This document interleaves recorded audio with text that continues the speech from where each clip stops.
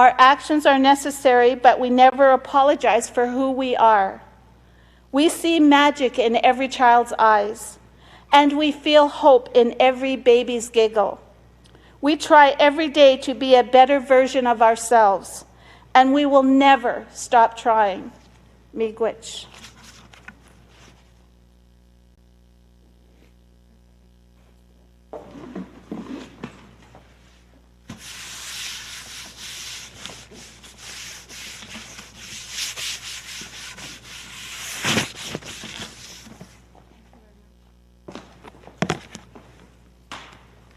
Thank you, Elder Eisen and Cheryl, for the opening.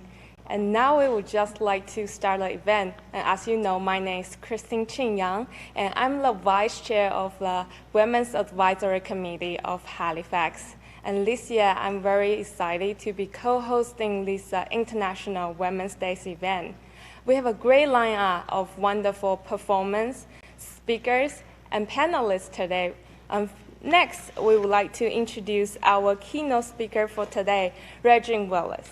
Rajean Willis is a proud Indigenous African Nova Scotia woman from Truro, Nova Scotia, with roots from East Preston, Africville, and Shelburne.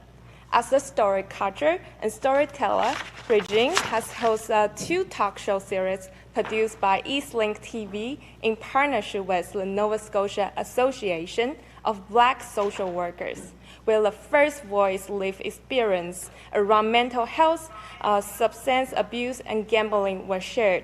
She's an advocate for creating space for people's story to be shared and heard.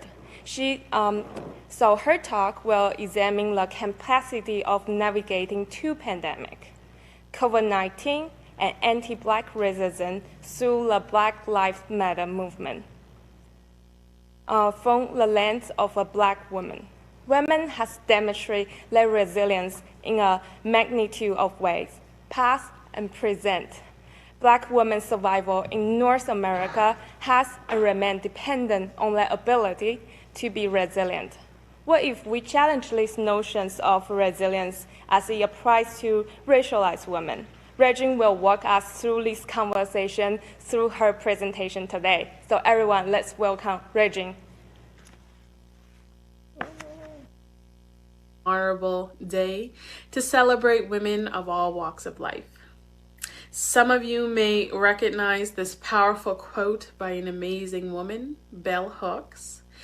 Sometimes people try to destroy you precisely because they recognize your power, not because they don't see it, but because they see it. And the COVID-19 pandemic exposed the resilience that we have as human beings, individually and collectively.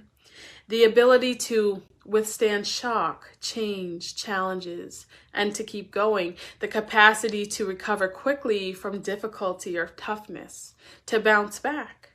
For women, the ability to adapt to change became apparent during this pandemic. For many, primary caregiving responsibilities for children took priority for women. Jobs and careers were potentially compromised due to balancing parental duties while homeschooling or maybe caring for a family member in need.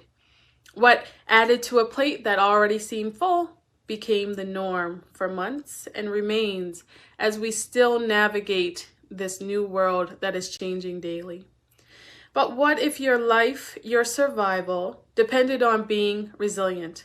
What if you had no other choice but to be resilient in every situation, every moment of the day, every scenario that you find yourself in, because that is what is necessary to make it through?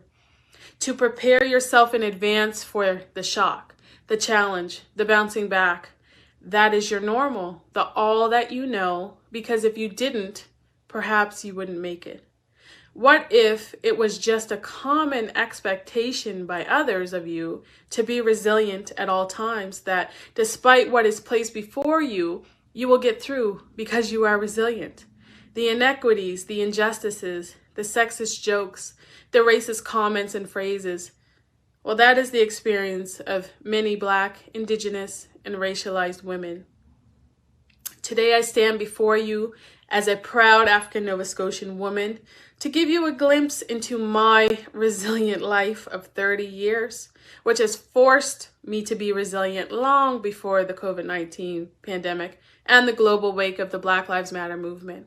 Acknowledging that my experience may be shared with other Black women in some ways, I am not speaking for an entire group of women, which has often and is often the expectation of racialized women. The expectation that a Black woman knows the experience of every other Black woman. The expectation that a Black woman can speak for every other Black woman because we may have similar or shared narratives. Expectation or assumption, or perhaps both. Either way, this frame of thought is ignorance. I refer to myself as a story catcher and storyteller, and although the stories I catch may have commonalities, I want to share a bit about my own story today. You see, the wake of this global pandemic, COVID-19, was a struggle and remains a struggle. As a young mother who was pregnant with my second child, I had many fears about the health and wellness of not only my toddler child and my working husband, but also myself and, of course, my baby in my womb. I was concerned about my grandmothers as well. But wait, my parents are also seniors. Oh, and what about Mrs. Jones up the road? What will happen if this virus gets into our community? Well, guess what? It did. But you might already know that, because although community spread was predominantly confidential information, it wasn't until it wasn't. It was announced on the news. The Preston area has community spread, North Preston specifically. You might wonder, well, what is the issue with exposing exposure? Well, perhaps it's the isolating a cluster of communities that are predominantly Black, which identifies certain folks as being perceived as infectious, irresponsible, and blamed for spreading the disease within and outside of the community. Or perhaps it was the targeting of healthcare professionals who are mainly Black women who come from these communities as threats to hospitals and long-term care facilities. Or quite possibly, it was the blaming and unapologetic lack of understanding of the historical and present-day racial attacks that are perpetuated onto these communities through systemic and institutional racism and sexism, such as within our healthcare system. As a community-invested person, this pregnant Black mother worked from home while caring for her toddler daughter, and also heavily assisting in the African Nova Scotian provincial COVID response work, because I had a duty to serve my community in a time of need.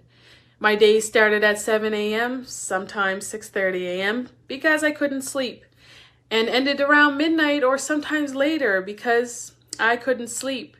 You see, COVID-19 was not just about staying home and staying safe for this Black partner, mother, and community member.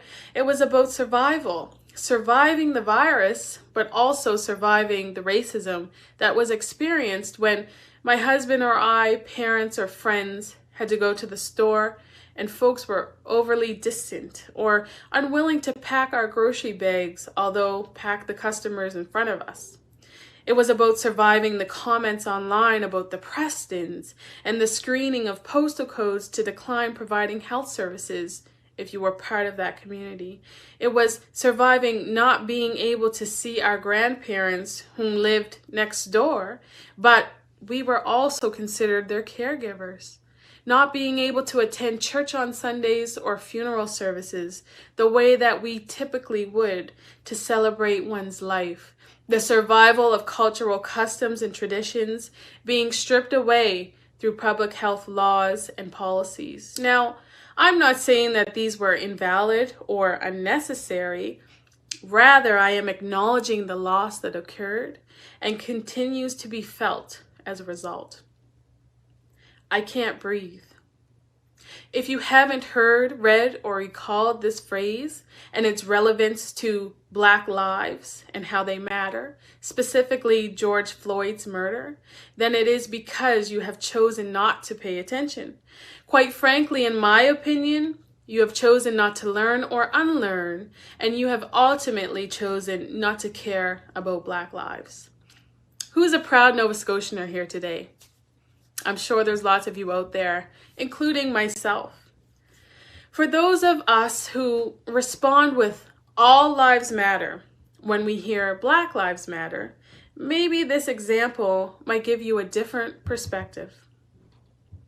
2020 also presented Nova Scotia, and actually Canada, with its greatest massacre. The emotions and feelings that come with the thoughts and memories of this very horrendous event are very hurtful. And at this time, Nova Scotia needed some extra love and support. Our sister provinces wrapped their arms around us with empathy and sympathy. Nova Scotia Strong became a slogan that we welcomed and understood based on the circumstance that we were faced with. From my observations, I did not see any other provinces counter Nova Scotia Strong with all provinces strong, or even Canada strong for that matter. For some reason, we all seem to know that Nova Scotia experienced a larger magnitude of grief and loss at that time due to this tragic event.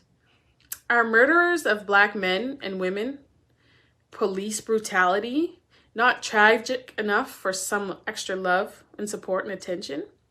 Yes, these are very different circumstances, and no, it is not my intention to compare the two. Rather, what I am attempting to do is to provide an example of how being in support of something does not necessarily mean anti-something else.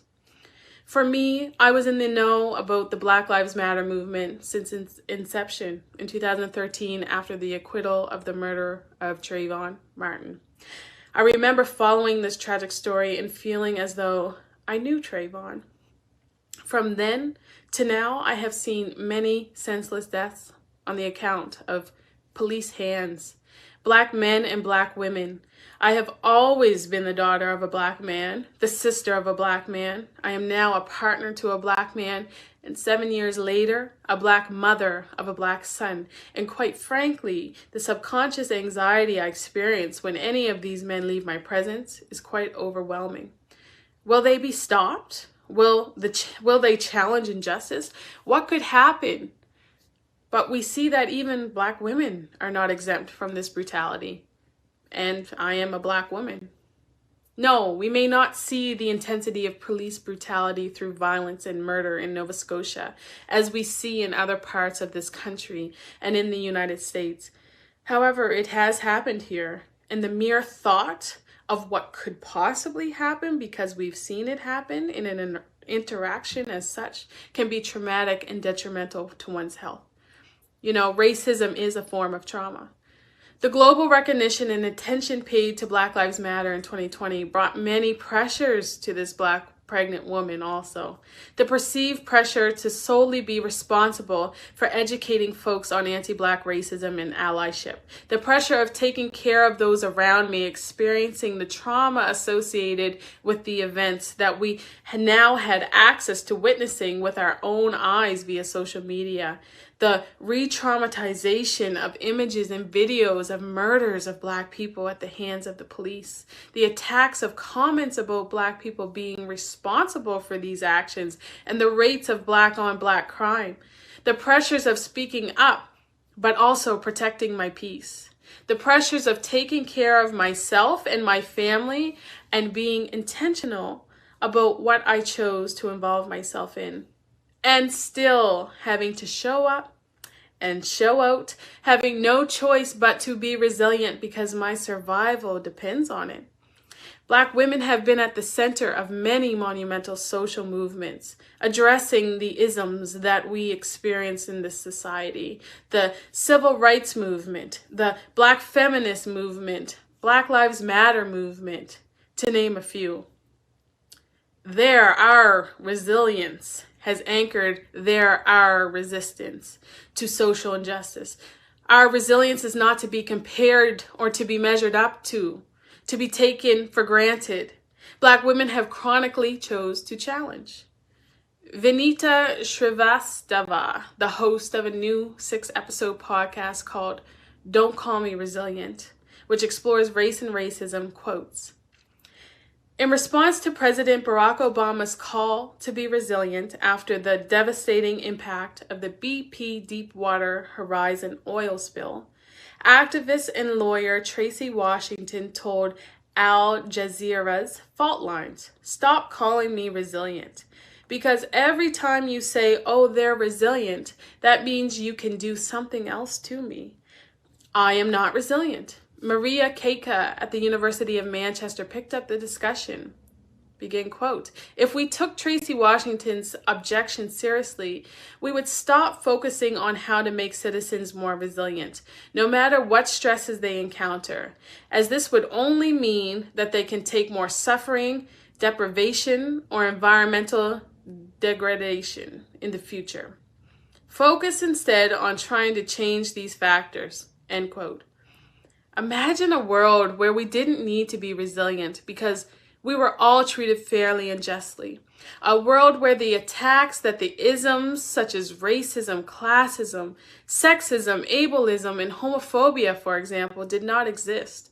A world where talking about these things were not perceived as rocking the boat or awkward and uncomfortable, or maybe only happened once a year during African Heritage Month, when we were reminded of the lies of our born into history, enslavement, and how terrible this was, but it's over now and Black people can do anything and everything that everyone else can do, right? Don't call me resilient unless you've got some strategies and solutions for creating me a life where my life does not depend on my ability to be resilient. Don't call me resilient until you are willing to name, claim, and address the iniquities that I face as a Black woman. I am excited for tomorrow. Why? Because tomorrow is a new beginning. New beginnings come so often. A new day, a new minute, a new second. We always have a choice. We can choose to challenge. Although a time of great challenge, uncertainty, fear, and doubt, then and now, and the times to come, there's also been glimpses of hope, prosperity, change, unity. The COVID-19 pandemic slowed many of us down, which helped us to pay attention to ongoing issues that have been ignored, such as anti-Black racism and the Black Lives Matter. Trayvon, George, Sandra, Brianna, and countless others, their deaths are not in vain. All of their lives mattered, and they still do. I will leave you with what I am calling the 4 corners of choosing to challenge. Corner 1, choose to challenge yourself. Your biases, beliefs, values, ignorances, stereotypes, and assumptions. Get out of the what is rational and get into the understand the affect, the feelings. Corner 2, choose to challenge your family, friends, peers, those who you spend the most amount of time with. Corner 3, choose to challenge a stranger. If you hear a sexist or racist joke, see someone being racially profiled, read a discriminatory act of violence online, choose to do something about it. Corner 4, choose to challenge politically. Research systems, institutions, or policies that have not served or benefited a group different than the one that you identify with. Choose to be an ally and write your local MLA, organization, or official responsible. Choosing to challenge is about choosing to be in someone else's corner, challenging, cheering, and committing to the cause that they are fighting for, that we are fighting for. Choose to challenge, because within gender inequality, there is racial inequality, class inequality, opportunity and access inequality. Resilience looks different for different groups. For Black women, for me, resilience has been the default. Choose to challenge language and meaning. Don't call me resilient without offering solutions for the reasons why we have no other choice but to be resilient. Show up and show out beside us, with us, and in the gap for us. Thank you very much. Thank you, Rajean, for your wonderful presentation. As a racialized woman, I'm thinking about your great presentation. You challenging us to take the 4 actions to take the choose to challenge. And also I was thinking about the sentence you mentioned. imagine a world we don't have to be resilient. Yeah, so I think in our audience, there are many of them just like me, very inspired by your story, and they have questions for you. So everyone, we are very fortunate to have Rajean online. We have about 10 minutes, 5 to 10 minutes. If you have any questions, feel free to comment in the Zoom question box, and we will ask this question to Rajean. And right now I have my phone with me. If there's any question, it will show up on my phone.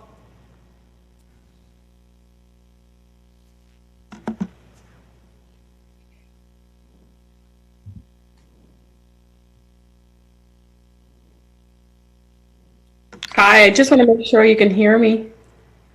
Yes. Okay, great.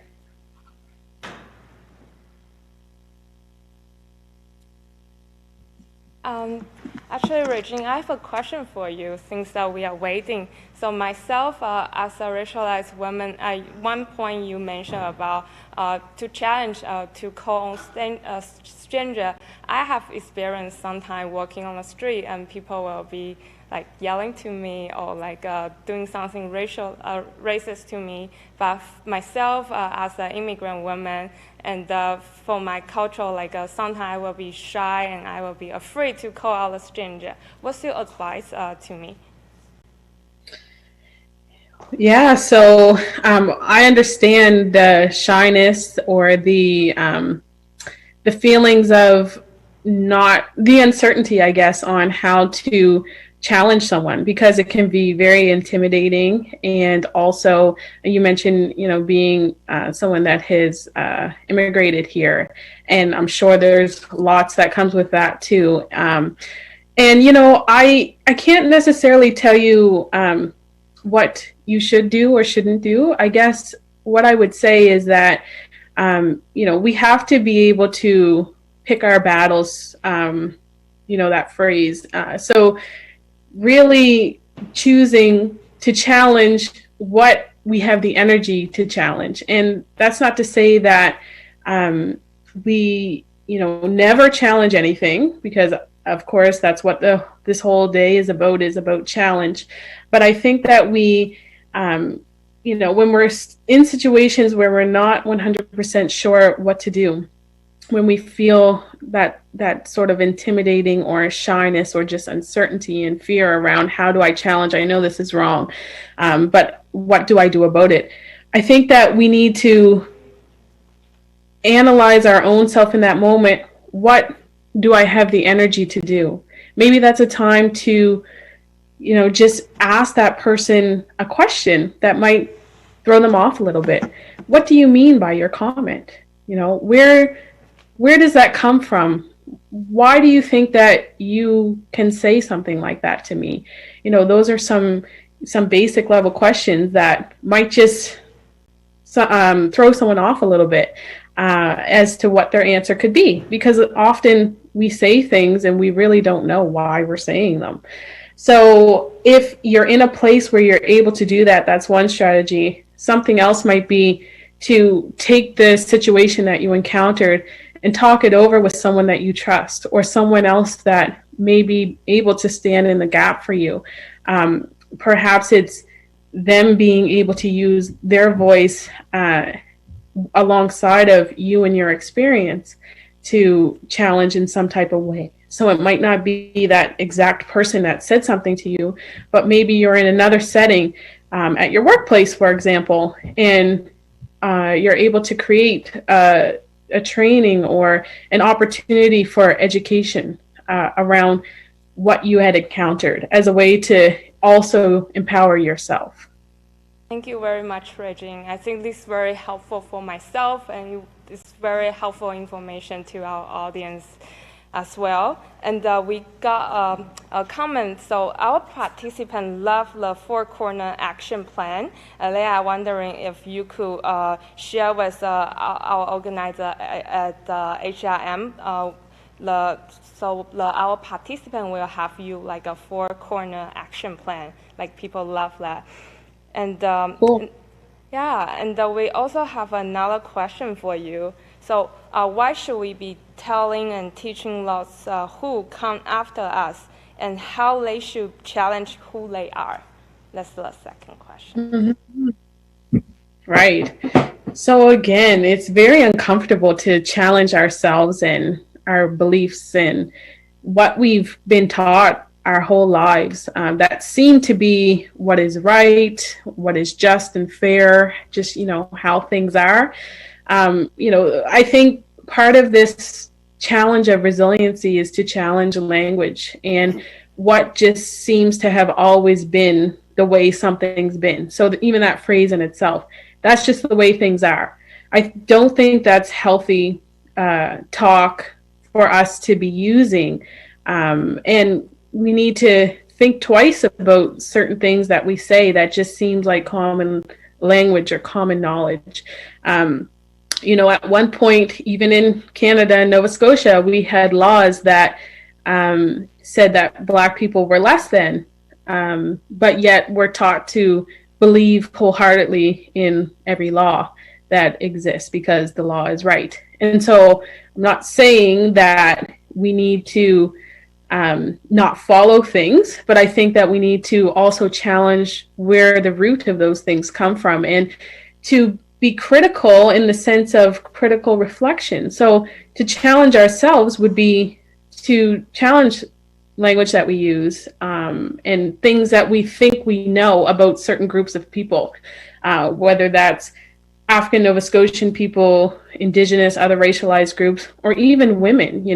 I mentioned in my talk that a lot of the primary caregiving responsibilities may have landed on the laps of women, but we also have to challenge, the thoughts around that and that women are only responsible for caregiving. We know that is not true. And we know that they're not the only ones. But again, we just have to come with open mind about everything that we hear, everything we learn. We have to unlearn certain things. And that takes a lot of education, a lot of time. So I think we need to be responsible for our own education, which can happen through researching, reading, talking with folks of different groups. And we have to be okay, get ourselves comfortable with making mistakes, and being called out for potentially even being sexist or racist, and then learning from that. And we need to be able to come with gentle, warm, and loving spirits when we're at the table for learning and education. So those are a couple things. And I will share the 4 corners of choosing to challenge as well. I'm excited to receive the 4-corner action plan from you, Rajean, and thank you so much for your presentation and for the Q&A today. Thank you very much. Thank you.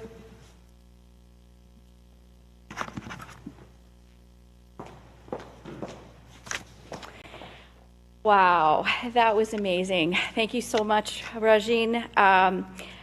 Sharing your story, your wisdom, and really showing us that we need to think differently. Yes, we can choose to challenge, but we're choosing to challenge to change the world, not to continue to be forced to be resilient, but to create a world where we don't need to be resilient. And the 4 corners action plan, I just want to reiterate that because I just want to hold that space for a minute because it's brilliant. Challenge ourselves is the first corner. The second, family, friends, and peers is the second. The third corner is to challenge with strangers. And yes, that can be a little uncomfortable, but certainly it doesn't mean being unkind. It's just asking the question, what do you mean by that? And the 4th corner is choose to challenge politically. And that is why I am a counselor with Halifax Regional Municipality, because I made that choice. And I'm so happy right now to introduce a dear friend who I've known for quite some time, and I'm just very inspired by her, Anne Helga Denny. She is an Icelandic Canadian, a Francophone speaker, and longtime Haligonian. Very inspired by the stories of strong and resilient women Lately, Anne's been known for her passionate renditions of Edith Piaf, a singer that I absolutely adore, and I look forward to learning more from Anne. But she's also been writing some incredible original musical material in French, Icelandic, and English. Merci, Anne.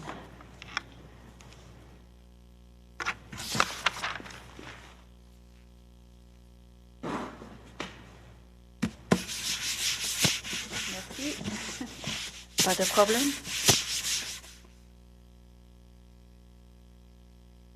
Thank you so much. Merci. C'est un vrai honneur d'être ici aujourd'hui. It's a true honor to be here today and to hear the message and to be an ally as well as I can with my BIPOC sisters. C'est vraiment un honneur d'être ici aujourd'hui et d'être le support que je peux être avec mes sœurs qui viennent de tellement de différentes cultures et qui créent l'identité canadienne. A shout out to my HRM employee friends whom I taught beginner French to at University St. Anne. Un bonjour à tous mes amis de la municipalité d'Halifax. J'adore vous enseigner le français. And I'm certainly a certain type of Canadian in that I have Anglophone background, but I learned French as a child. And now I increasingly learn about the colonial roots of our country and how to find a true sense of comfort and joy for everyone. Alors, j'ai choisi aujourd'hui, I chose for your musical moment, une chanson qui a été chantée par, a song that was sung by la grande dame de la culture française, the great lady of French culture, Edith Piaf. Edith Piaf est née au début de la 20e siècle, born in the beginning of the 20th century. Sa mère était malade avec l'alcoolisme. Her mother was a terrible alcoholic. And so she was actually brought up in a prostitution house with very warm and loving care. But then, when she was 6, her father took her out of that home and had her start to earn her living by performing on the street.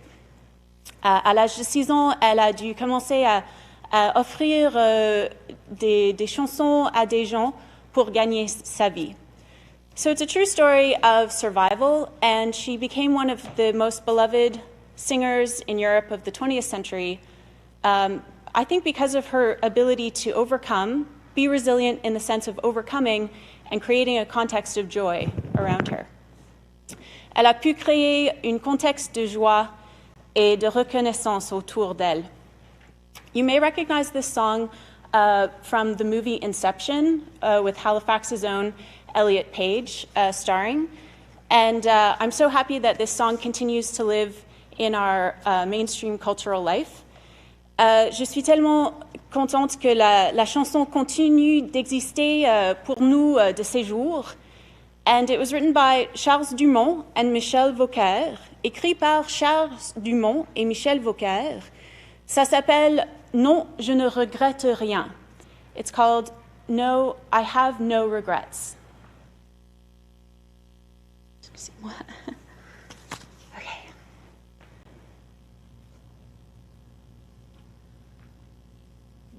Non, rien de rien.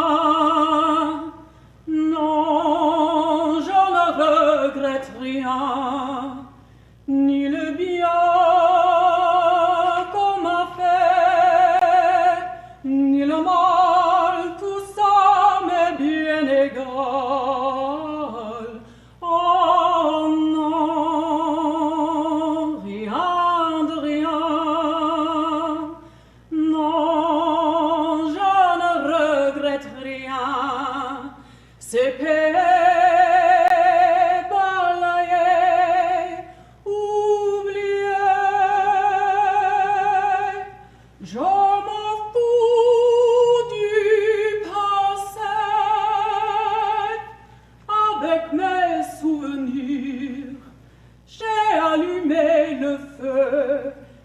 chagrins, mes plaisirs, je n'ai plus besoin de balayer les amours et tout leur trémolo, balayer pour toujours. Je repars à zéro.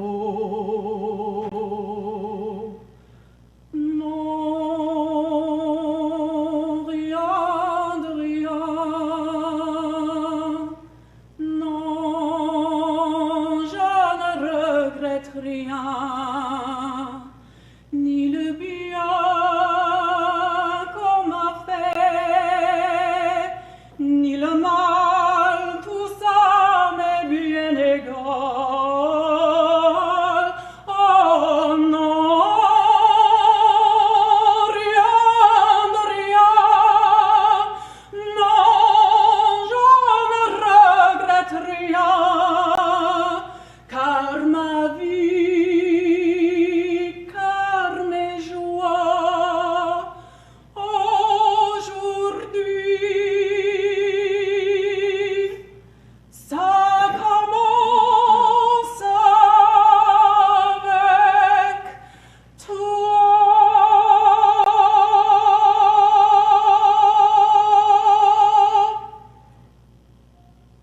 Bravo!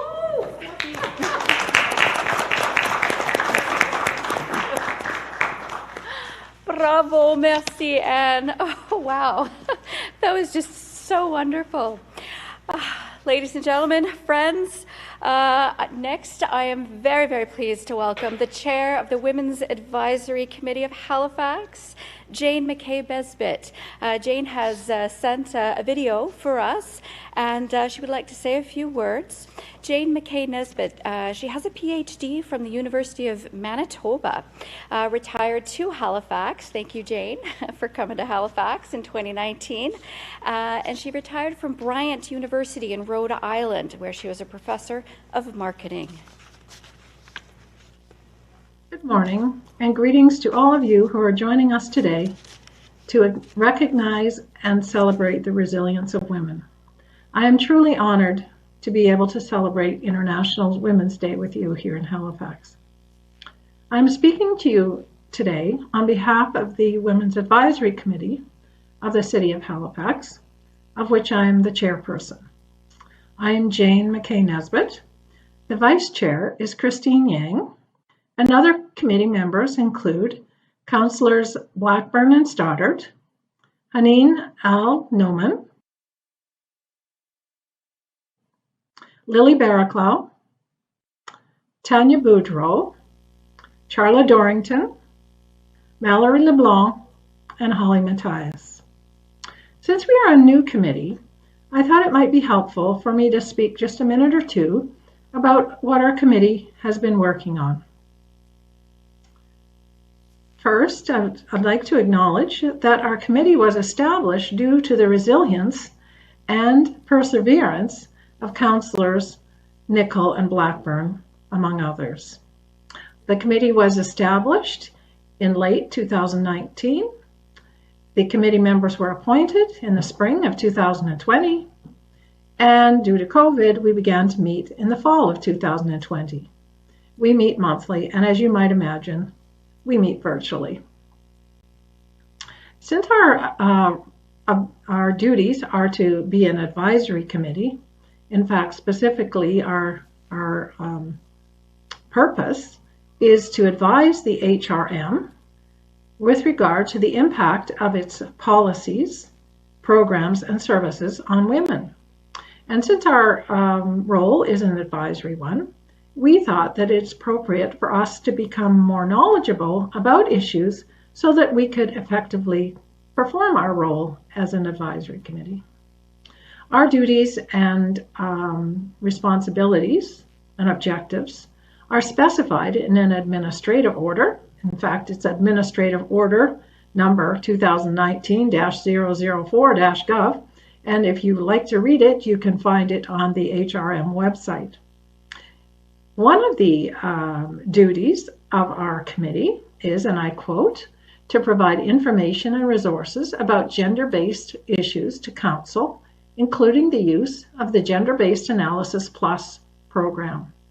Therefore, we determined that it would be important for us to understand this program, and we invited city staff to come and present to us. And I'm delighted to let you know that all of our committee members have completed the 6-hour online course in GBA Plus analysis provided by the federal government. Our committee also decided that housing was an important issue facing women, and to that end, we invited representatives of the YWCA Alice House and the Marguerite Center to talk to us about the Home for Good project, which is a 3-year study of housing issues facing women in Halifax. We were also able to engage with them in a conversation about issues facing women with regard to housing today. And we heard also from a city employee about Halifax's initiatives with regard to affordable housing. Similarly, one of our duties is to advise the city with respect to its participation in the United Nations Safe Cities and Safe Public Spaces, I should say, for women and girls. And so we invited staff to present to us about this program. And again, we were able to participate in identifying priorities for Halifax with regard to gender violence in public spaces. We also recognize that immigrant women and new women to Halifax face significant and unique challenges. Therefore, we have decided to focus on learning a little bit more about these issues in the coming months. So thanks again for the opportunity to provide you with this little snapshot of some of the work of the Women's Advisory Committee. As I said, I'm truly honored to be able to join with you in celebrating International Women's Day 2021. Thank you.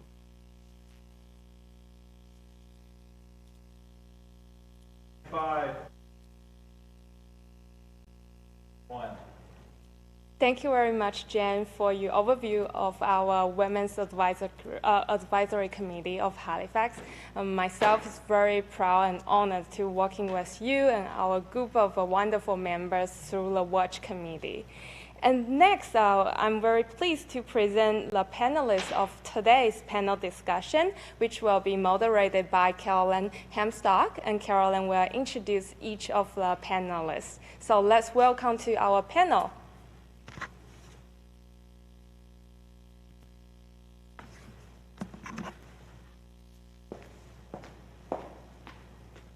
Hello, bonjour, Gui. Thank you to Councillor Lovelace and to Christine Yang for co-hosting today's event. Good morning, my name is Caroline Hemstock. My pronouns are she, her, and hers, and I'm a Diversity and Inclusion Advisor in the Office of Diversity and Inclusion in ANSIO at HRM. My work focuses on gender equity.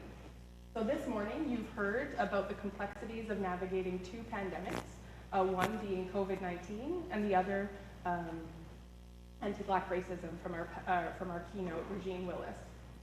So this morning, I was hoping that we could have a conversation with our panelists that sort of broadens those topics using an intersectional approach and talking about resilience and choosing to challenge from their lived experience and professional experience.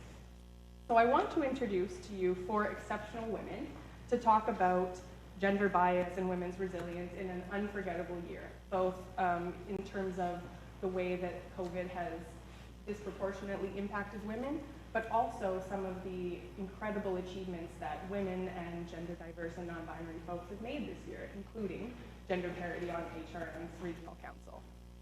So before we begin our discussion, I'd like to introduce individually each of our panelists, and I will begin with our Councillor Kathy Deagle-Gammon, Jordan Bernard, Victoria Levac, and Stacey Gomez. Unfortunately, one of our panelists, Sherry Lecker, had to send her regrets for today. So I will begin with their biographies, and then we'll have a conversation that's facilitated, and following that, we'll have a chance to put in our questions in Zoom, your questions in Zoom, and the panelists will respond to those. So please make sure that you put your questions in Zoom towards the end. So without further ado, let's learn a little bit more about the panelists. And if you are watching from home or from work, put a little thumbs up in the chat box or a smiley face or a heart, just so we know that you're there and listening and watching. Normally it would be applause. So to begin, Victoria Levac, who I have here in the middle with me, is a 30-year-old disability and women's rights activist who is the Accessibility Advisory Committee Chair. And she also is part of the Nova Scotia League for Equal Opportunities. Vicky sits on the new Cerebral Palsy Network's Nova Scotia chapter, and she's a passionate public speaker who always strives to do the best for her community. Welcome to you, Vicky. Thanks. Hi. To my left here, next to me, I have Stacey Gomez, who's a community organizer active in the migrant justice movement. She's a member of No One Is Illegal, Halifax, Jabuktuk. Since 2016, Stacey has worked with the Maritimes-based network to engage in solidarity with human rights defenders in Guatemala, and her writing has been featured in publications like the Nova Scotia Advocate, New Brunswick Media Co-op, The Coast, and the Chronicle Herald. Welcome, Stacey. Thanks for coming. Next, at the end of our half circle here, I have Jordan Bernard, who is a visual artist. She's a proud transgender Mi'kmaq woman. She's originally from Wagoba First Nation in Unama'ki, Cape Breton. Did I get that right? Wagoba, yeah. Thank you. Sorry. She relocated to Jabuktuk, Halifax in 2006 to study photography and fashion at NSCAD University. It was during this time that she fell in love with makeup and pursued her passion and has been working professionally as a makeup artist now for the last 13 years. Welcome to Jordan.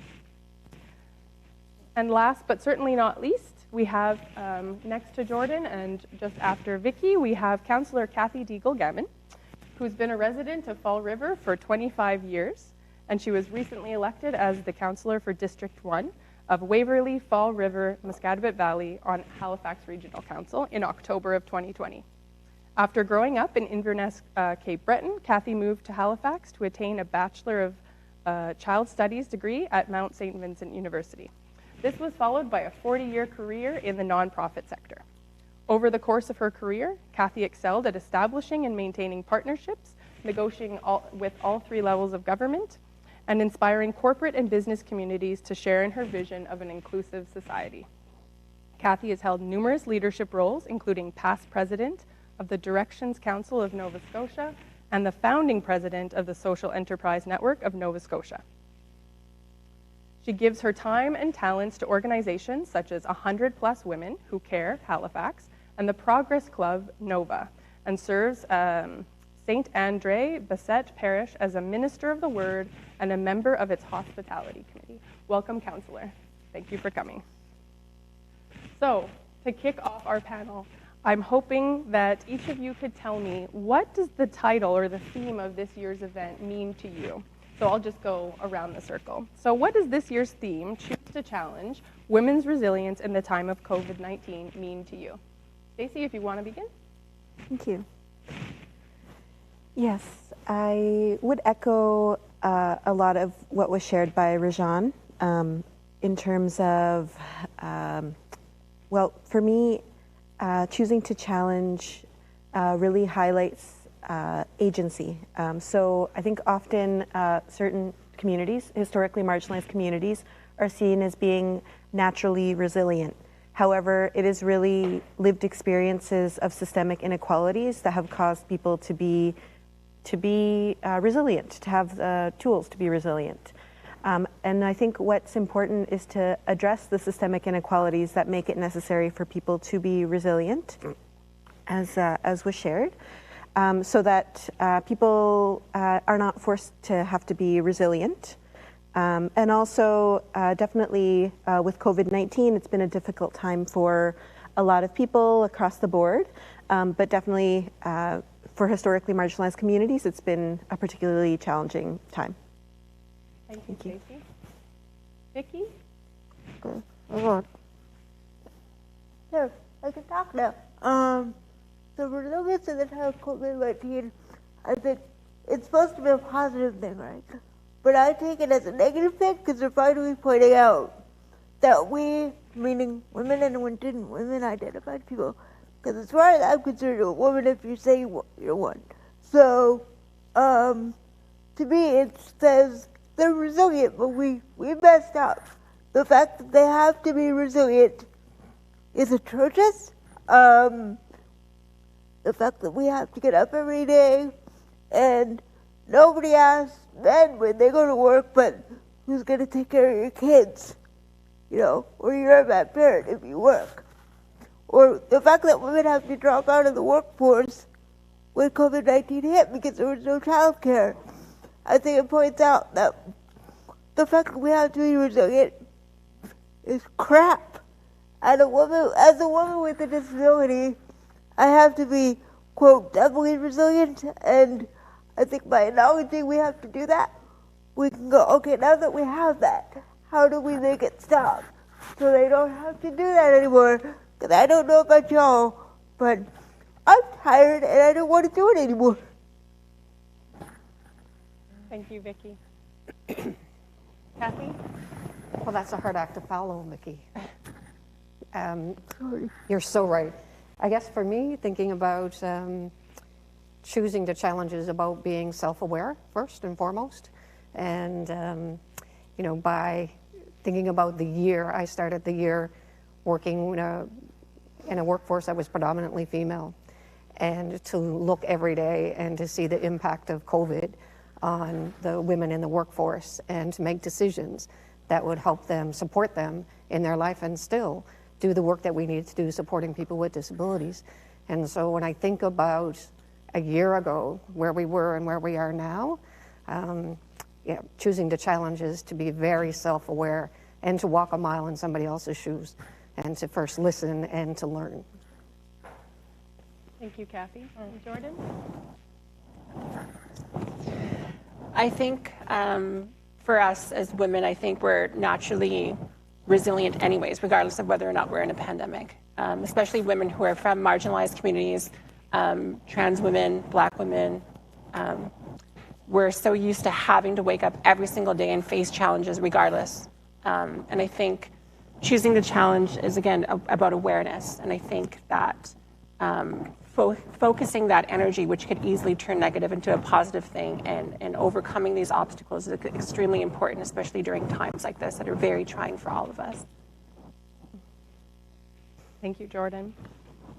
So in the last year, we've seen and felt the devastating and disproportionate impacts of COVID-19 that many of you have talked about, as well as Rajean earlier today, so including these impacts on women, racially visible persons, African Nova Scotians, persons with disabilities, newcomers and migrants, people living in poverty, caregivers and essential workers, and Indigenous peoples.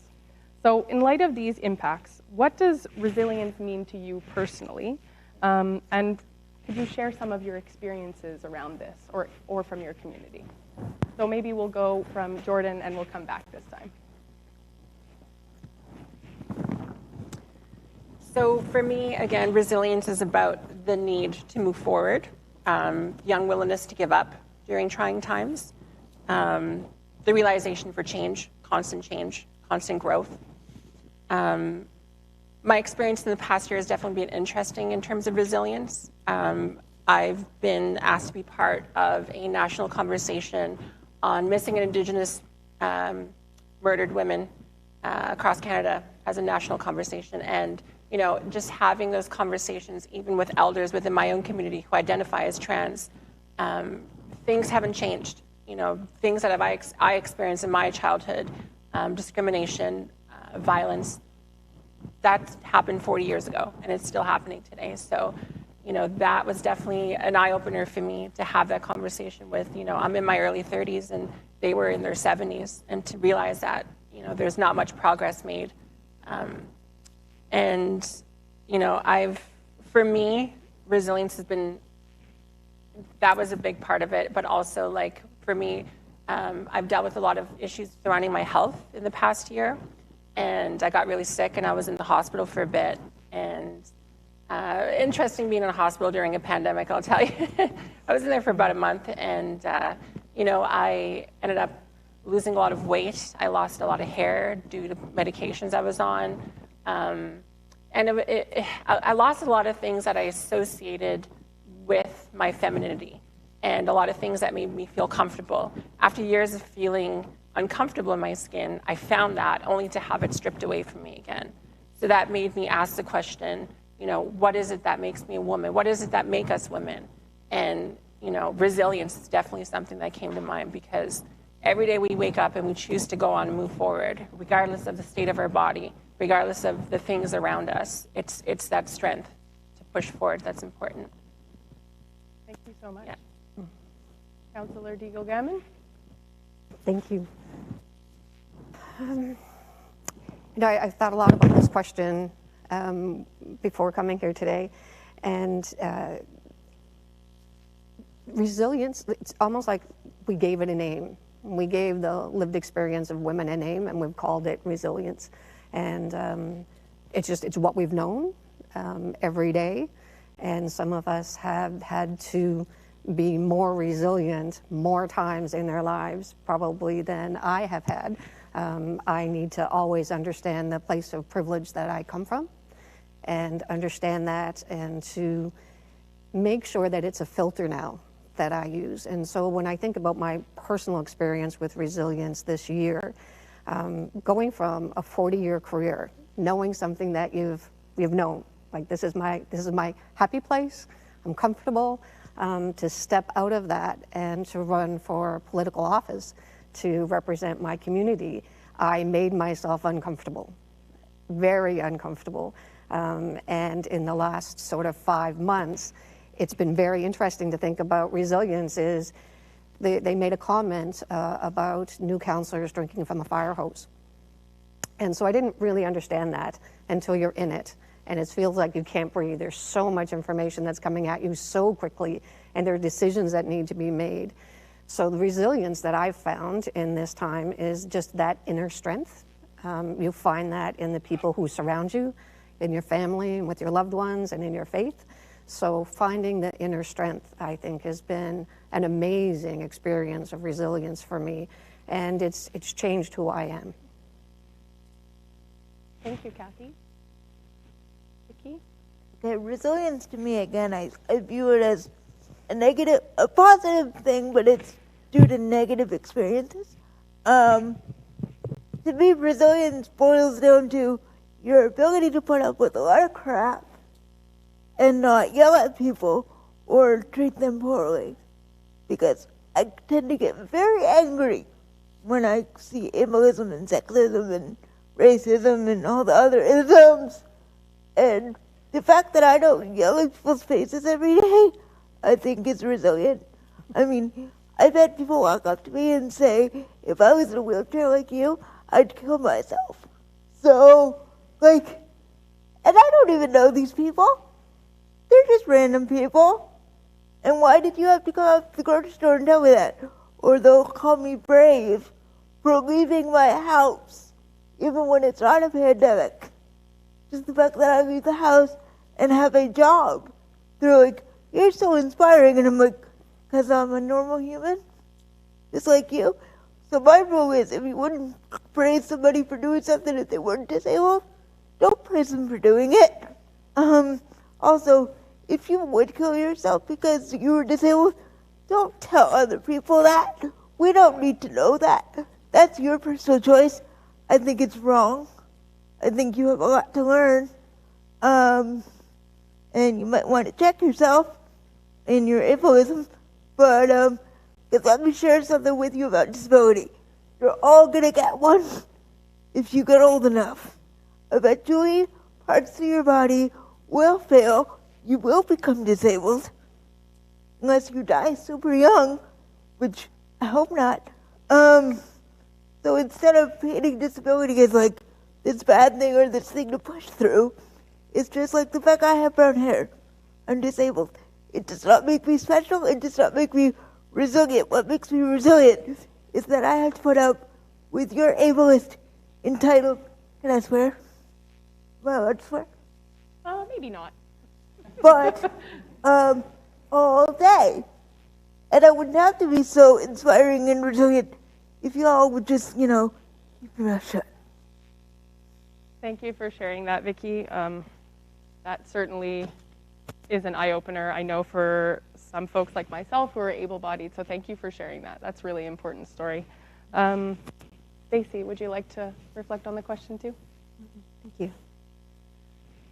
Yes, so I want to first start by saying for migrant women with precarious migration status, they have to deal with systemic inequalities due to their gender, their migration status, and often their racial background.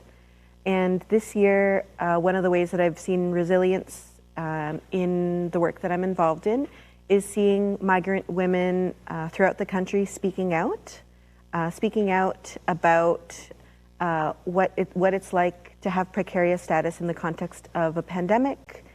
So this includes, when we talk about migrant women, talking about undocumented women, women without migration status, asylum seekers, international students, and so on.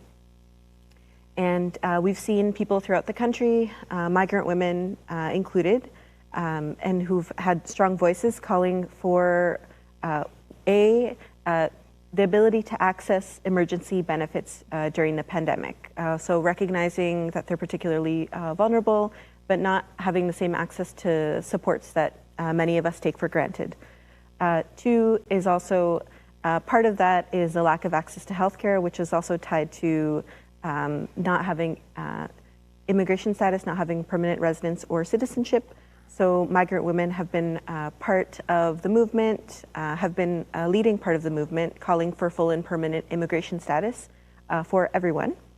And then most recently, migrants have had to speak out and say, advocate for having access to the vaccine.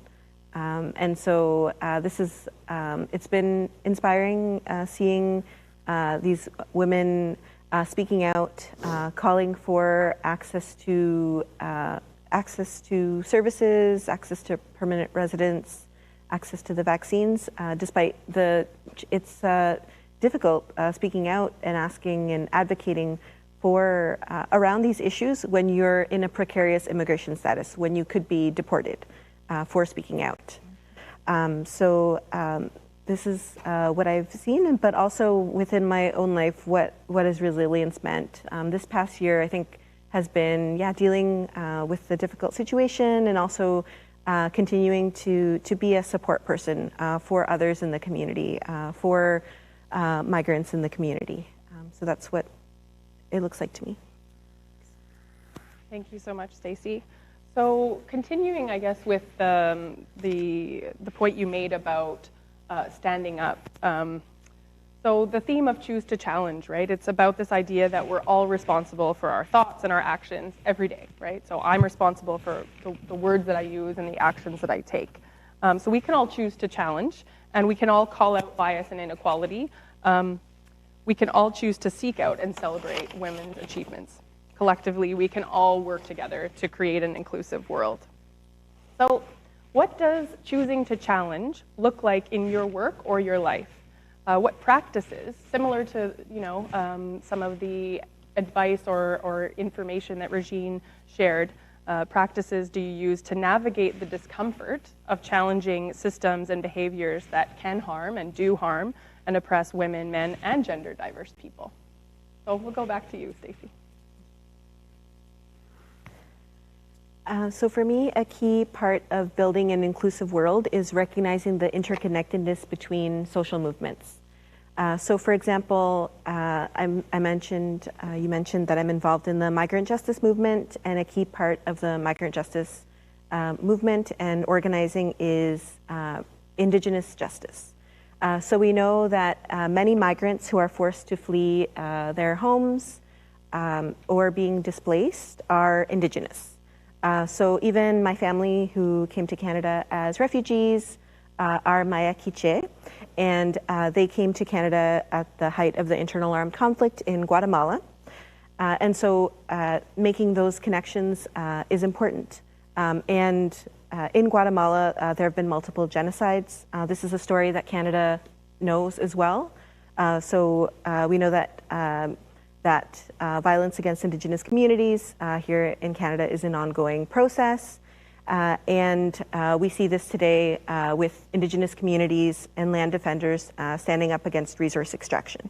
And this is similarly throughout the world. This is also the case and one of the push factors for people needing to migrate.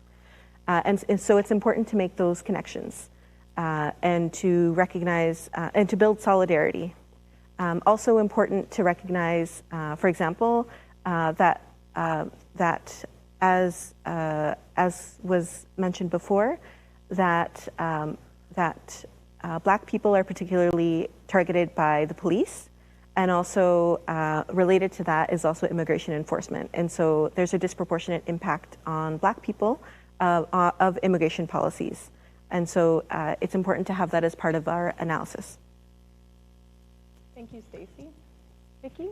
It's funny, you choosing to challenge is the way they said it.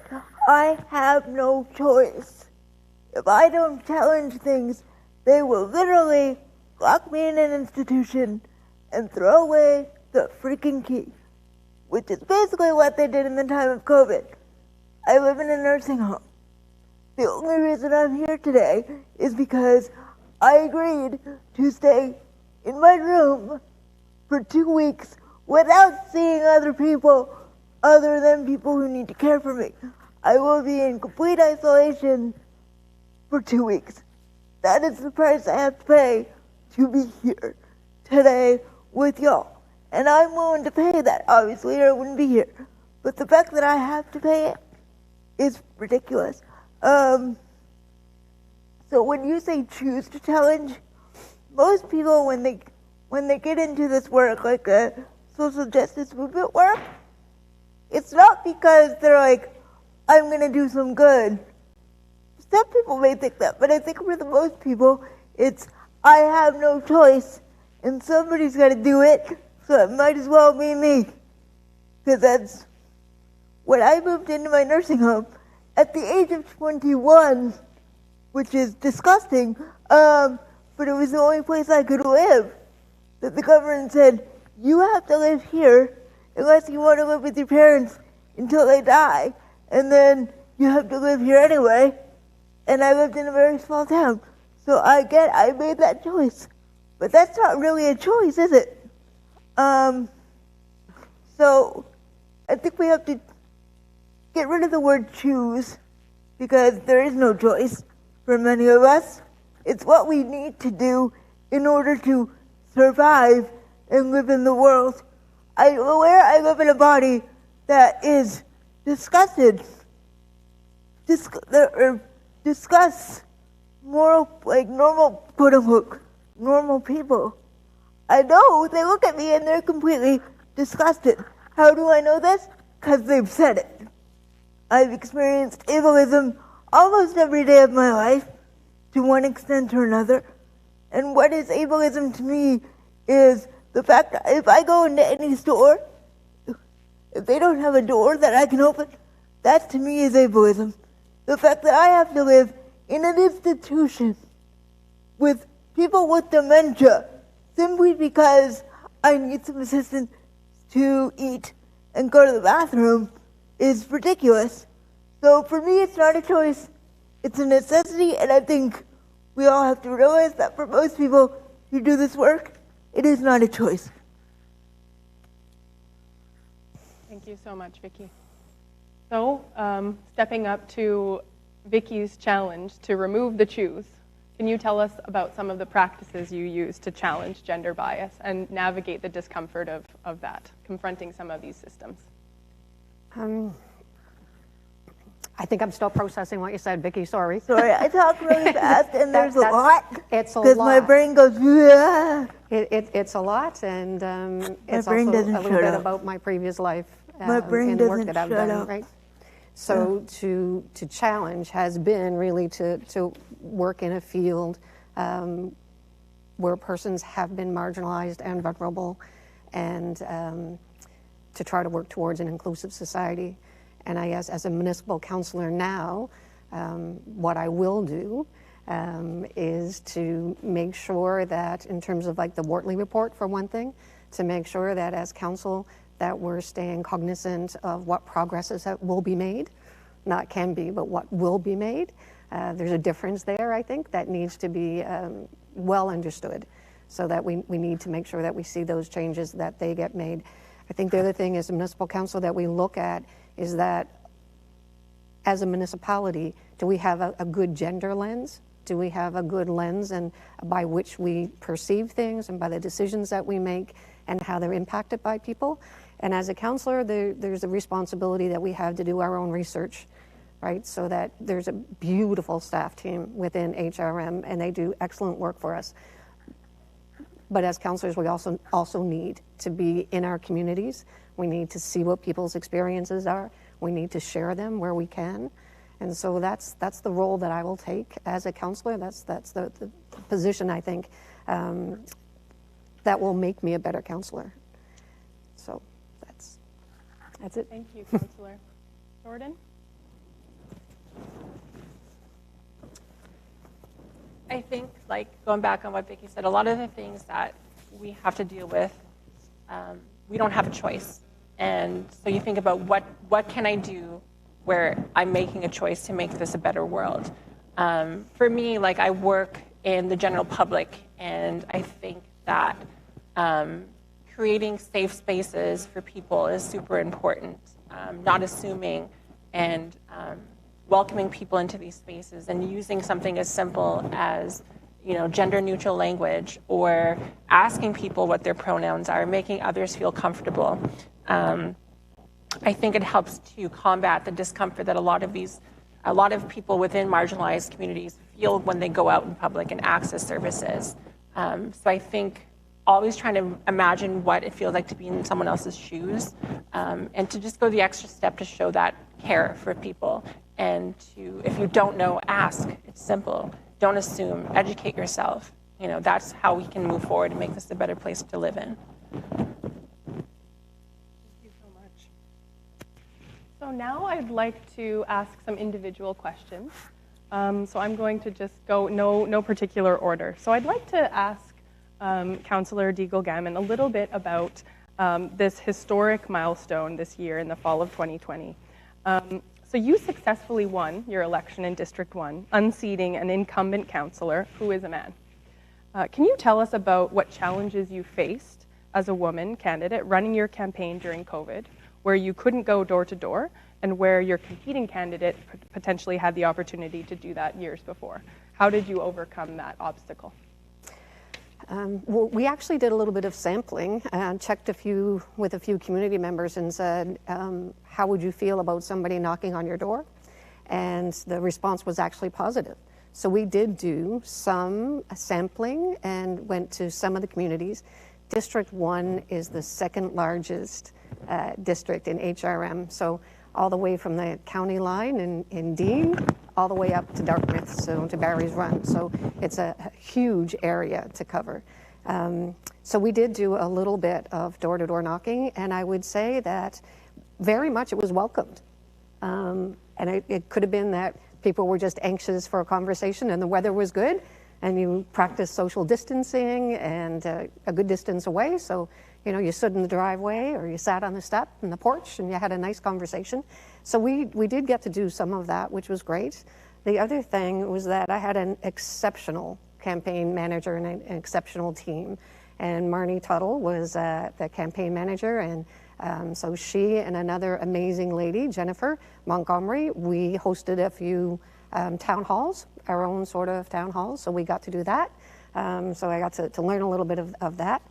Very nice gentleman, taught me how to do a little bit of TikTok, so that was a disaster, but it didn't make it a bad result, but yeah, not a TikTok person. I figured that out. And it was, you know, it was the night of the election, it was close. I only won by 78 votes. So, you know, with all due respect, I ran 4 years ago and lost, came second, and I knew what losing felt like. So it was a beautiful experience to now know what winning looks like. Yes, but there's great respect to the three gentlemen that ran in District 1. Everybody worked really hard to try to get that win. So all due respect there. And I think that, you know, the night of the election, like, so when you say Pam won her seat, Iona won her seat, it was like you won 8 times, right? It wasn't like you just won once. It really felt like you won 8 times. It was a beautiful evening. The 8th person was a little bit of a delay because Councillor Cuddle had another recount, but it was still great to see how many women are now on like the first gender balanced council, right? So 8 and 8. So we have an enormous responsibility to the future. We have an enormous responsibility to each other and ourselves to do the best job we can so that gender parity is a norm. Councillor Lovelace and I just had this conversation before we started this morning, and you know, it's a beautiful responsibility to have. Absolutely. I mean, it's historic for a reason, right? Yes. And we hope that history will repeat itself. Jordan, you told us that you were raised in a small community in Cape Breton, and you mentioned on your website that some of your earliest memories involve having your creative spark kindled by your mother and grandmother. Can you speak to ways that you've encouraged and helped to encourage other women now in your career? Yes. So I think we all have this idea of what our perfect self is, like how we see ourselves, the best version of ourselves. I think we all have goals that we want to achieve, and sometimes we achieve them, sometimes we don't. But I think it's important to always just stay humble and to be patient and kind to yourself during these journeys.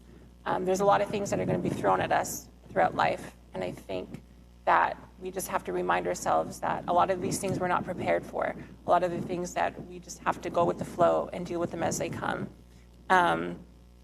I think everyone has a different idea of what makes them a woman and what they associate their femininity with. So for me, the ways that I help to encourage other women is to just be the best versions of themselves. Whatever it is that you attribute to your feminine identity, and whatever it is that makes you feel strong, to just own that and to move forward and be brave. Thank you so much. Yeah. So Stacey, we wanted to ask you a little bit more about some of the solutions or ideas that you and those that you work with have been thinking about in terms of supporting women from racialized and migrant communities to heal from the impacts of this really challenging year. Thank you. Yes, so I'll start by sharing a little bit about some of the work that I've been involved in before with migrant women. So this has included supporting migrant women and their families in anti-deportation campaigns in different parts of the country. And I've also been involved in supporting with interpretation and access to services here in Nova Scotia for migrant women. As was mentioned before, even before COVID-19, it's a challenging situation for people from marginalized communities. So for migrant women, one of the biggest challenges is a lack of, is exclusionary migration policies that limit the ability to access health and education. Also makes it difficult to speak out in situations of exploitation in the workplace. Even now with the COVID vaccine, I think that's an ongoing challenge to ensure that there is access for everyone. So I do want to speak to, like within that context, what is it that how can at the municipal level we support migrant communities and migrant women. And so what's important in this is that all levels of government have a role to play within this. So this includes at the municipal level. So in Montreal recently, the City of Montreal passed a motion that called for Ottawa to give status to people without migration status. And I think it's also important to ensure that all there is access to services at the municipal level to everyone regardless of immigration status. And so these are already things that existed previous to COVID, but definitely during COVID, access to health, we definitely recognize that it's so important, and that it's so important that everyone in our community is protected, including through access to the vaccine. And so I think it's important to take care of these crucial, they're really basic rights, and within COVID and also beyond COVID. Thank you so much. Thanks. And for our last question, we're going to Vicky.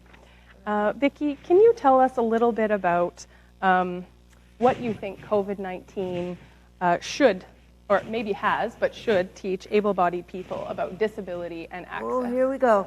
All right, this is my favorite one. I like this one. One thing I hope they take away from it is, you know how you feel isolated in your house now? This is how disabled people feel for years. I live with people who have not left their bedroom in a decade. A decade. I have a friend who hasn't left their house in 12 years because she can't get accessible transportation or accessible services. She's been discriminated against because she is deaf and requires a sign interpreter, so she can't see a doctor. She only got interpretation 6 months ago, and that's only after going to court. So, what I hope this teaches people is the loneliness and isolation you're feeling right now, regardless of COVID, that is how disabled people feel every damn day of their lives. And it never stops, and we can never rest. And I think now that people know how isolated we are, and just how bad the situation with nursing homes is, I hope that we at this point, in a completely non-violent way, rise up. I want a Black Lives Matter style movement for people with disabilities. They did it in the 70s, in the 80s, in the US, to get the ADA. We now have the Accessible Canada Act, which is good, but I'm worried it won't be enforced. I think what we need to learn is that any of us can be disabled at any time for whatever reason. So it is our responsibility as citizens to speak up for those who, either because they physically can't speak or because they're scared. Because I get a lot of complaints from people in my nursing home that come to me instead of going to management because they're scared that their care will be taken away. It never would, but the fact that they have that fear says something. So until we rise up, like Black Lives Matter, and realize that we're all humans and that isolation is bad for everybody, we can't get anywhere. So let's all just pretend we're all human, because that would be nice, eh? Thank you so much, Vicki. I think you've ended on a really important note about recognizing our shared humanity when we're creating an inclusive society. I think that's a really important practice that we can draw from. So I'm going to now open it up to our listeners and participants on Zoom to ask some questions. And like Christine, I will receive the questions on my phone and I'll read them to the panelists. So please, let's have a nice conversation. There might be a little delay while the text messages come in. AMA. AMA, guys, ask me anything.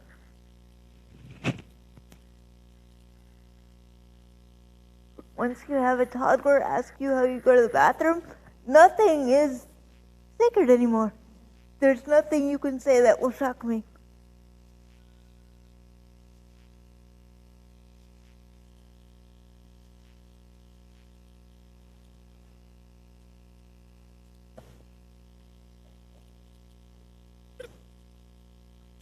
Vicki, I have a question. Is that all right? Yeah, please, go ahead while we wait for some to come in. Go ahead. So I get to join you now on the Accessibility Advisory Committee. Yes, you did, and we're happy to have you. I'm so pleased to be there because that allows me to continue the advocacy work that I have spent a lifetime in. What do you think is our biggest challenge on the advisory committee to affect real change? Well, I think for the most part, I feel like a figurehead. We can make suggestions, but there's nothing in there that says these suggestions to council hold any weight. Okay. So I can talk to them blue in the face, but until I convince and the rest of the committee convinces the higher ups, nothing gets done. So what I would like is for the accessibility committee to have more power Okay. to actually do change. Instead of just suggesting change, make us do it. Good. Right. We have our first question here. So, for all the panelists, do you agree that we all need to work together to remove the barriers barriers that you all mentioned? If yes, how can we do so? So I think what the question's asking is, do you all agree that we have to work together to remove some of the barriers that have been identified? And if you do, how do we work together? Does anyone want to I'll open it to anyone who wants to start. I'll start. Okay. I think by working together, we have to, as a municipality, when I think about in that role that we have as a municipal councillor, working together starts with making sure that all of our committees, like the Accessibility Advisory Committee, Vicky, so I promise I'll work with you on that, but it's making sure that our committees are inclusive, that the committees actually represent the community as it exists. So making sure that there's a really good mix of people and lived experiences so that we can make the best decisions possible and have that shared understanding and the shared learning. I also believe as a municipality that the more places that we can become educated, the better. So presentations really encourage the public to take advantage of any opportunity where there can be a public hearing where people can be educated around what the issues are and how we see them in the community. So only by being very collaborative and open-minded. So I believe that that's one of the ways that we will get through some of this. And in our lifetime, we're not going to achieve everything that we want, but I do think that we need to put all of the practices in place that allow the experience to happen. Sometimes we give lip service and we say things, but we need to behave it, and behaving it is altogether different. It's in our actions. Thank you. So I'll take one more panelist reflection on that question, and then we'll move to the next. I would like to speak. Go ahead. Thanks. I think it's important that we all work together, but I think what needs to be reminded, especially for those who are able-bodied or neurotypical, is don't tell us how to fix us. You should come to us and not be like, well, move out of the way, little disabled girl. I know exactly what you need. First of all, I'm not a girl. I'm a woman. I wish people would stop calling me a girl, because I'm not and haven't been for quite some time. But the best way to help us is to ask how. So if people like just say, what barriers are you facing? What can I do to help? I would be like, well, there's no accessible door on this building. Could you contact the city on my behalf or add to my letter saying, hey, why can't I get through the door? And the more voices we have, the better. So instead of saying, oh, I have to go in there and fix it, go in there as a, what do your soldiers tell me what to do? Thank you. And we have another question. So amidst the diverse challenges you've mentioned and shared today, what's a newfound strength or knowledge that COVID brought to you in the past year? So kind of reframing the conversation from resilience to a new strength. I'll open it up to two panelists to answer the question.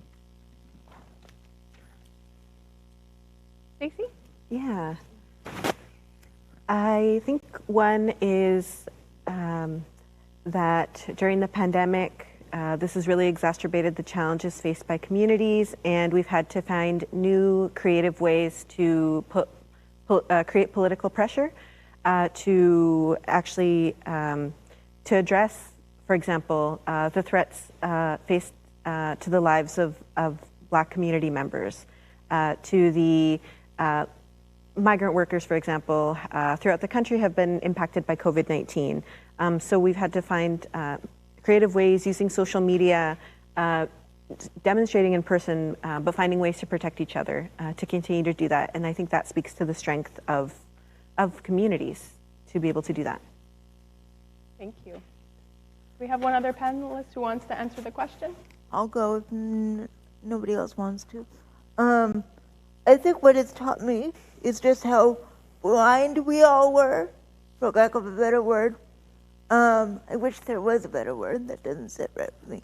But we were all blind to the fact of all the crap that was going on because we were so busy, trying to keep our jobs and keep food on the table that we didn't really have a chance to go, wait, and look at the world and how, for lack of a better word, screwed up it is. And I think COVID allowed us to all stop from the daily grind and actually take a look at our world and go, man, this is messed up. We should do something about this. So I think it's just making people aware of what is going on. It's the most important because I'm ashamed to say that when the Black Lives Matter movement happened, for example, I was like, well, that's an American thing. Canada's fine. I actually said that. Canada's not racist, that's an American thing. Actually, Canada is super racist. And I did that through, educating myself. And somebody stood up and was like, excuse me, but you're wrong. And we're very racist. So until people are made aware, and made aware of the fact that they can't be distracted by other things, I think it made us all more socially conscious and maybe a little more empathetic. And I think that's a good thing. Thank you, Vicki. So we have another very interesting question here, and I'm going to open it up to perhaps someone who hasn't spoken yet. A participant says, how do we stay energetic and positive when our daily work involves men and they don't understand and don't want to involve themselves in challenges or these experiences? So the difficulty of working, our daily work involves men and they don't understand or don't want to be involved in challenging gender bias. Jordan, would you like to say a few words?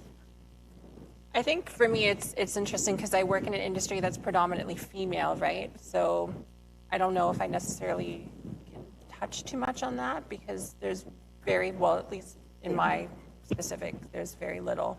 And, generally working in a beauty industry, men are usually more self-aware and they're more aware of all these issues that women have to deal with. So they're more supportive than anything. So I think I work in a more female-dominated industry. So okay, fair enough. Anyone else want one other response? I think some of it can be to make it personal, right? So if you're working in a space with men and there seems to be, that not acknowledging what's happening, the soft approach for me has always been the best one. And to make it personal, do you have a sister? You have a mom, you have women in your life. How would you like it if they were experiencing the world in this way? And to try to make it personal. And I believe that's one of the changes that can happen. And I think it goes back to my other comment about how we behave, so that there is a way to gently say, so that's really made me uncomfortable. I'm not as brave as Vicki. I'll have to get stronger in my language. But yeah, to tell people, you have made me uncomfortable. This is the reason why. And to try to do that soft education first, and then to behave differently and walk away when you need to. Thank you so much. I feel that I could speak with all four of you for hours more, but we've come to the end of our time. So before we leave, I'm just going to ask for one word that summarizes your hopes for gender equality this year.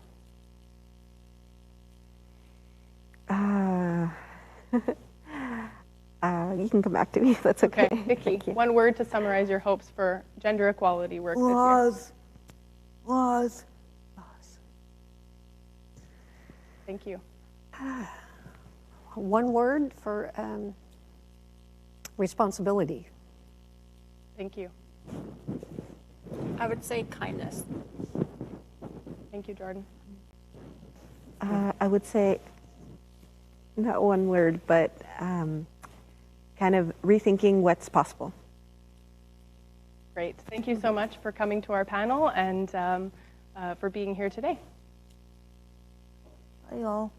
Thank you. Thank you, everyone. I really appreciate the great panel discussion by this group of wonderful women, and also moderating by Caroline. Although many of our audience, like, you cannot be here in person, but I encourage you to give a thumbs up and sending your heart virtually through our virtual platform. And I learned so much from the conversation, like recognize some people, they don't have the privilege to choose to challenge, they face the challenge. And I think at the end of the day, it's also very important for us, each of us, to carry with the hope and making action and make movement. And our next, we will move to our next performance of the day.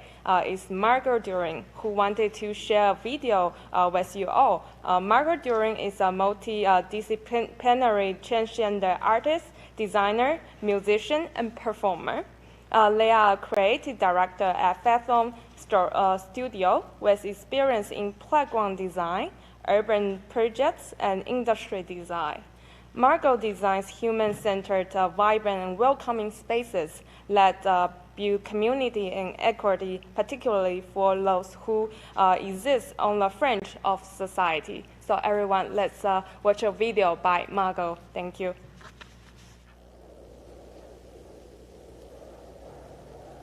Coming out is still, believe it or not, difficult for a lot of people. And I hope that, especially because of its prominence and how visible it is, that people, when they're walking by, driving by, running by, that they are reminded that it's okay to be you, and how important it is to be a fierce ally and continue to fight for justice and equity. This stunning piece would not be possible if it weren't for the skill, the patience, and the persistence of our artist, Margot Durling.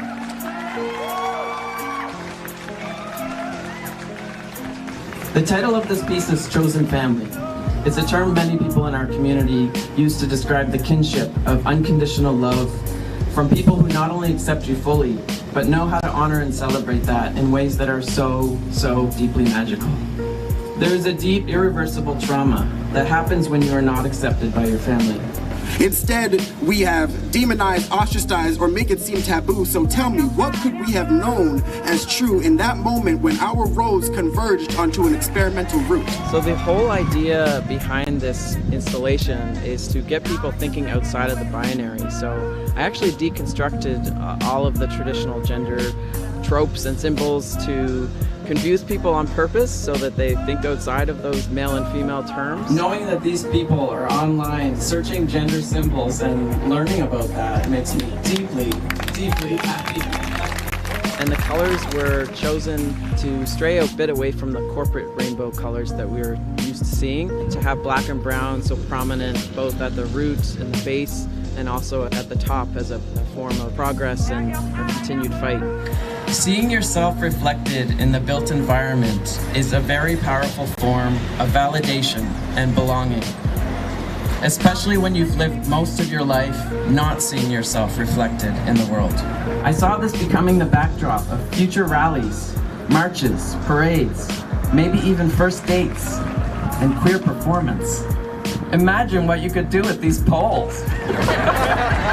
There's too many brilliant, majestic gender identities to even count. This art is an explosion of those markers. Each symbol deconstructs and defies gender norms. I hope this art brings hope to the world and reminds us of our continued fight for justice and equity.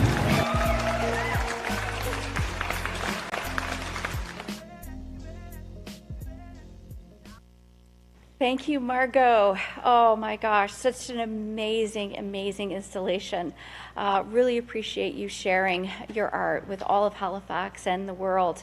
Earlier, I used the term ladies and gentlemen, and I'm going to use this moment at this time to unlearn and relearn inclusive language. And I encourage all of you to give yourself the permission to self-reflect and check your language and check your actions. We're just about to wrap up our amazing event today to celebrate International Women's Day. And before we do that, I just want to say thank you to my co-host, Christine Chin Yang. Fantastic job. I really appreciate all of the work that the team put into this today, and the Women's Advisory Committee and also Regional Council for recognizing the need and installing Halifax's first Women's Advisory Committee. And so with that, I'd like to welcome the one, the only, Tracy Jones-Grant, our Managing Director at the Office of Diversity and Inclusion, ANCIO, to give our closing remarks. And thank you so much, Tracy, for being here today. Thank you. Today was all about women. And as we celebrate International Women's Day, I look to the theme that says choose to challenge. And I listened to some of the words that we heard today, and there's a few things that I just want to pick up on. One was the resiliency of women, being able to do all and balance all while we're working. And I too am working from home like many others and trying to balance between work, family, and all of those things that pull at us. We talked about and we've used the word resilience throughout today, and there was so many things that jumped out for me when people talk about resilience. Whether it's Rajean talking about when we use this, it means that you can do more to me. Or whether it's counselors saying that, are we looking at, we've almost given another word to women's lived experience, and we call it resilience.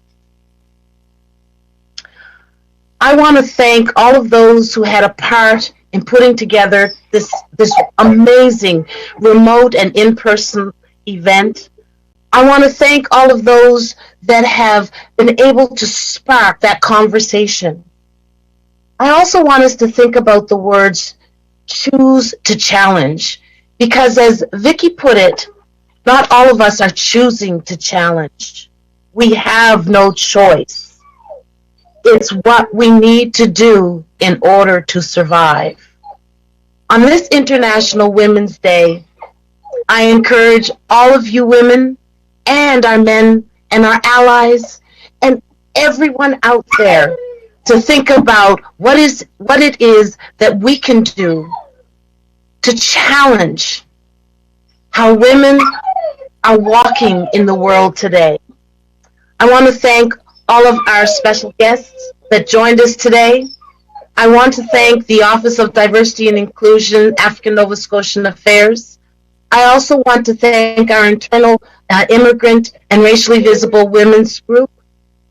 And I want to thank the overall municipality for supporting the office's work in being able to give voice to different issues that we know are out there in our communities that allow us, as the Office of Diversity and Inclusion, African Nova Scotian Affairs, to be able to challenge. I want to close with this. In our work and as we move forward today, we are often going to get uncomfortable as we try to move towards getting comfortable. Enjoy the day, folks, and thank you very much for joining us for our virtual celebration of International Women's Day.